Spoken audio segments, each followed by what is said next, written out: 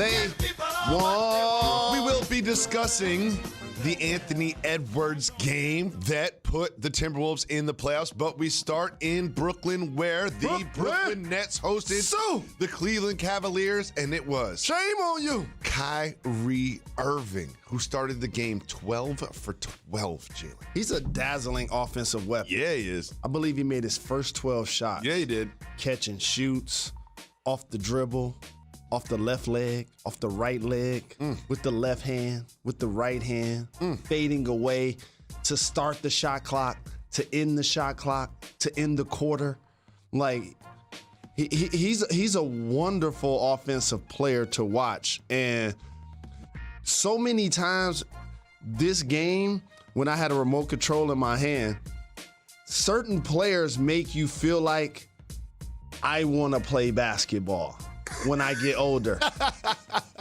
He's one of them. Yeah. For real, for real. You want to play basketball? Yeah. When I get older, I want to play basketball. You know what I'm saying? Like, that's what I think when I watch him play. And then the crazy thing is, I feel the exact same way when I watch KD.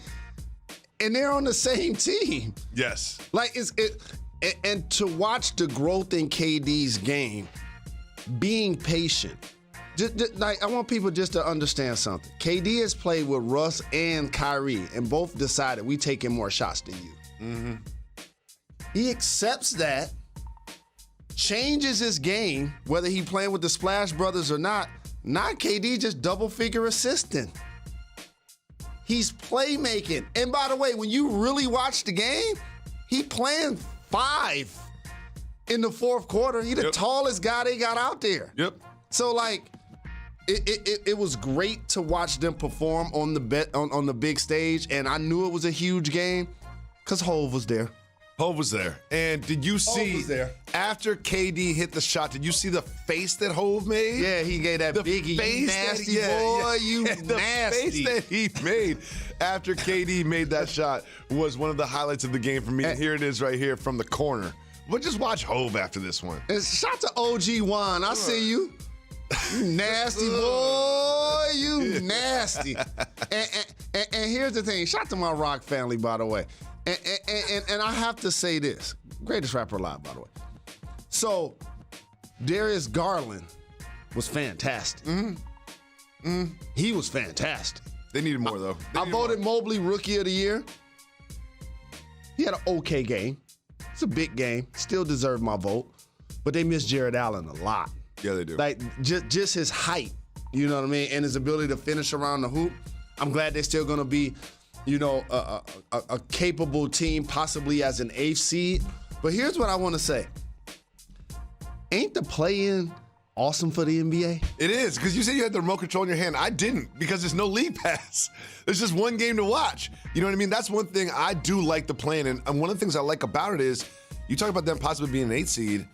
I see the Hawks coming in. I see the Hawks coming in. The Hawks in to get that 8th seed. The Hornets, they play tonight. You know, LaMelo gonna be dazzling, I'm sure. Miles Bridges. Like, this play-in has been a revelation for the NBA, and it also acknowledges how terrible you are.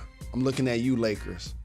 If you ain't a part of it. You can't even make it. If you ain't even a part of it. You can't even make it. You can't even make the play-in. You can't even make the play-in.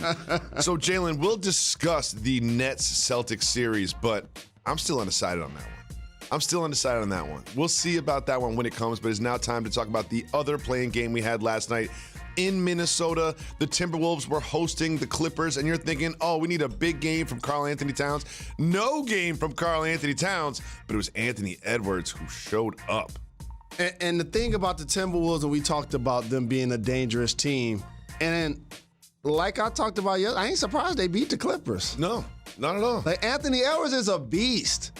Tall, strong, rough, mean. 20 years old. And teaming him up with Patrick Beverley, like, I say this all of the time.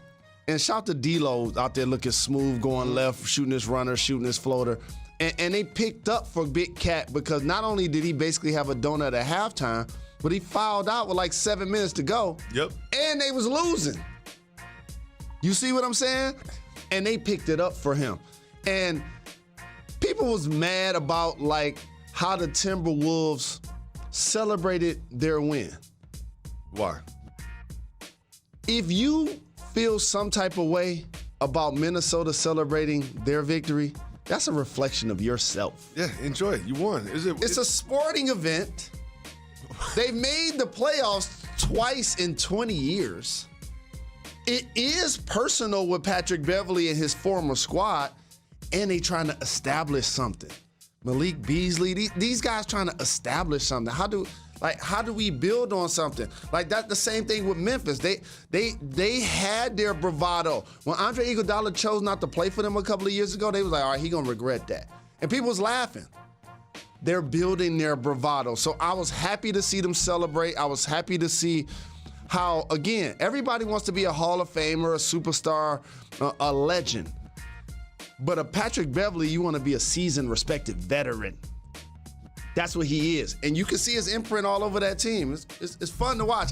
And I have to say this. It's always funny to me how he talks trash to his former teams in particular or guys that he played with, and they don't take it personal right after the game. Like, I would take it personal. But I was a trash talker. You see what I'm saying? Like, I heard you the last 48 minutes, dog. I ain't ready to decompress with this right now. Yeah, no hugs. No hugs. Not right now, dog. Not right now. Tomorrow, maybe. Yeah, not right now.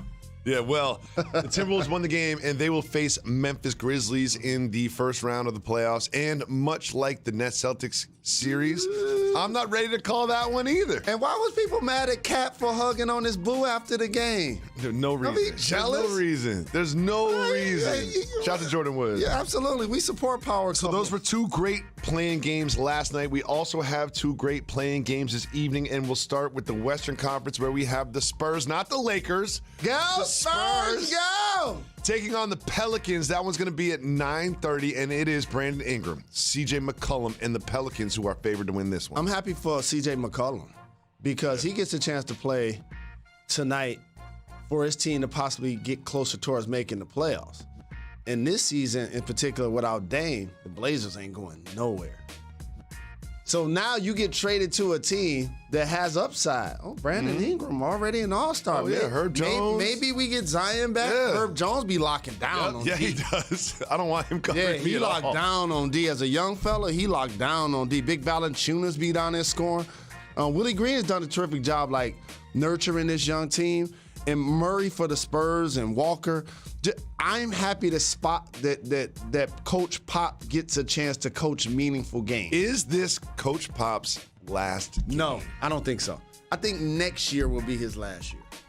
Why you say that? That's just a feeling of like watching his interviews, his body language, the moves that they're making.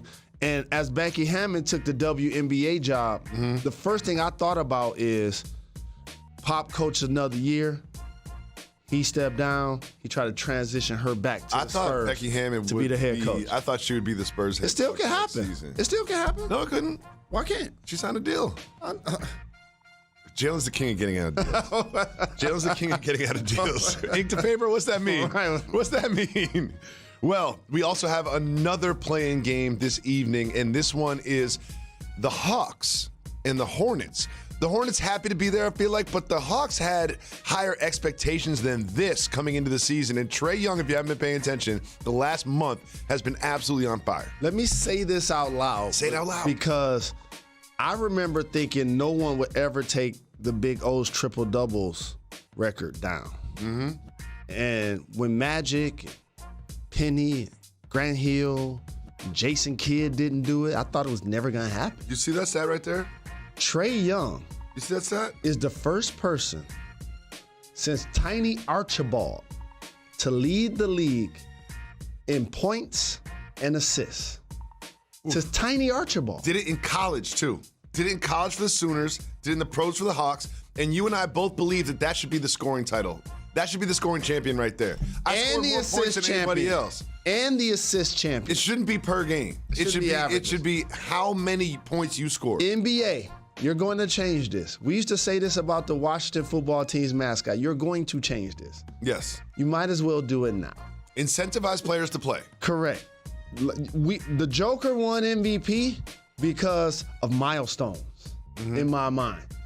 The player with the most points, rebounds, assists, those are the people that should actually win that championship. Not average. Exactly. Well, look forward to those games this evening. And I also look forward to this, Mr. Rose. What's that? Wardell. Stephen Curry returning to playoff basketball. We will discuss his return and much more right after this. You are watching Jalen and Jacoby.